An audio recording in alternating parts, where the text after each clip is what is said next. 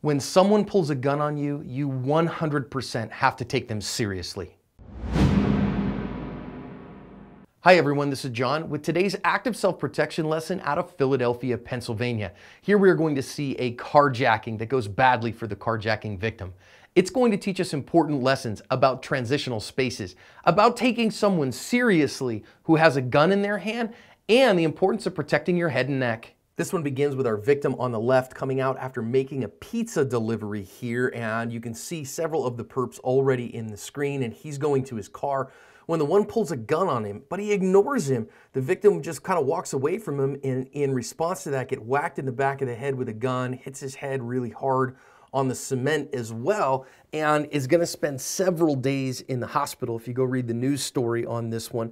And now all these guys are just standing around. Now it's gone forward a few seconds where these guys are trying to figure out what they're going to do now. Now you can see that there's a bystander car kind of sitting there going, what do we do? And now these guys are finally going to come in, steal the guy's car, and rifle through his pockets. He's out for a significant amount of time here, and I haven't sped this one up, just kind of left it because I want you to see how fast these things go in real life. And they drive off with his car, and now they're going to grab a bunch of money out of his pocket, and this one's over. All right, let's go back and think about some lessons out of this one. First and foremost, I think it's really worth thinking about. These are transitional spaces coming and going from the business, and these are glass doors. You should have been able to be aware that there was a bunch of guys just hanging out outside and been aware that there might have been a problem.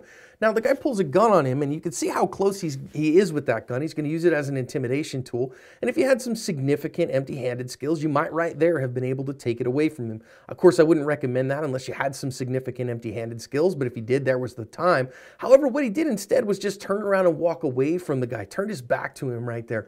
And you know, among most men, that would be seen as an affront. He said, nah, man, I don't care about you. You don't actually scare me. I'm not even going to think about you. And that made the guy mad, and so he's going to reach around here and hit him in the back of the head. Now that hit right there, well, is deadly. I mean, obviously it can certainly be a deadly threat, but it was a deadly threat with the gun beforehand anyhow, and therefore you got to know that if there's a deadly threat in your area, you can't turn your back to it. So now what we're really learning here, the next thing I want to talk about is these bystanders, the guys in the Pontiac Grand Am up there, you know, they just are kind of hanging out. Now I could see somebody's going, oh no, what are we going to do with this guy? We got to wait for these guys that hurt him to leave.